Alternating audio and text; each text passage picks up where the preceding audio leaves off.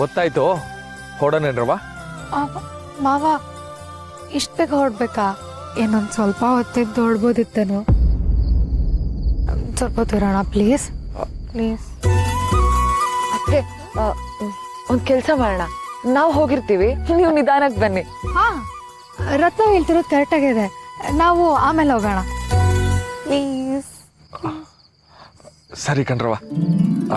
ಬಾರು ನಾವಿಲ್ಲೇ ಇರೋಣ. ನೀನು ಯಾವಾಗ ಹೂ ಅಂತೀಯೋ ಆವಾಗ ಹೊಡೋಣ. ನೀವು ಹೊಡ್ರವ.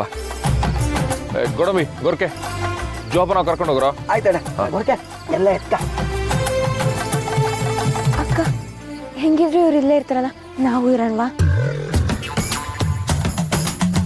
ರಮ್ಯಾ ನಮ್ಮ ಜೊತೆನೆ ಬರ್ತಾಳೆ. ಅದ್ಗೆ ರಮ್ಯ ಹೋಮ್ವರ್ಕ್ ಮಾಡಿಲ್ಲ ಅಂದ್ರೆ ಏನೂ ತಪ್ಪಾಗಲ್ಲ.